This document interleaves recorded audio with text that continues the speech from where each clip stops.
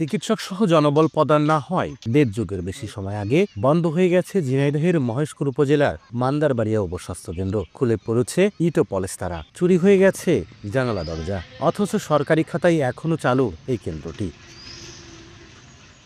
একইভাবে শৈলকুপা উপজেলার আবাইপুর উপস্বাস্থ্য কেন্দ্রে নেই কোনো মেডিকেল অফিসার। জনবল না থাকায় একজন অফিস সহায়ক দিচ্ছেন স্বাস্থ্যসেবা। দিনের পর দিন এভাবেই চলছে ঝিনাইদহের ১৩টি উপস্বাস্থ্য কেন্দ্র। কোথাও আবার মেডিকেল অফিসার পদায়ন থাকলেও যান না চিকিৎসক। এ কারণে স্বাস্থ্যসেবা থেকে বঞ্চিত হচ্ছে গ্রামের মানুষ।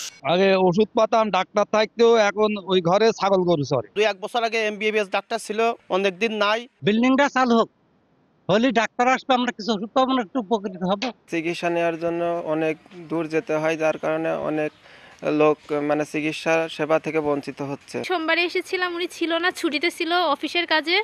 আজকে উনি নাই। এমবিবিএস ডাক্তার পদায়ন আছেন, কিন্তু উনি বর্তমানে থাকেন ঝিনাইদহে। রোগী কিছু মারাও গেল, কিন্তু আজকে এত বড় একটা হাসপাতাল, সেই হাসপাতালে কেন আজকে এমবিবিএস ডাক্তার নেই? বিষয়টি স্বীকার করে স্বাস্থ্য বিভাগ বলছে, চিকিৎসক নিয়োগ হলেই সমস্যার সমাধান হবে। নতুন যে বিসিএস গুলো আসছে, সেখানে ডাক্তারের একটি ভালো পরিমাণ রিক্রুটমেন্ট হবে আশা করি। রিক্রুটমেন্ট পেলে আমরা ওখানে মেডিকেল অফিসার নিয়োগ দিতে পারলে স্বাস্থ্যসেবা আরো ভালোভাবে চলবে মনে করি। স্বাস্থ্য বিভাগের তথ্য মতে ঝিনাইদহের ৫টি উপজেলার উপস্বাস্থ্য কেন্দ্রগুলোতে দৈনিক প্রায় ১৫০০ মানুষ স্বাস্থ্যসেবা নেন।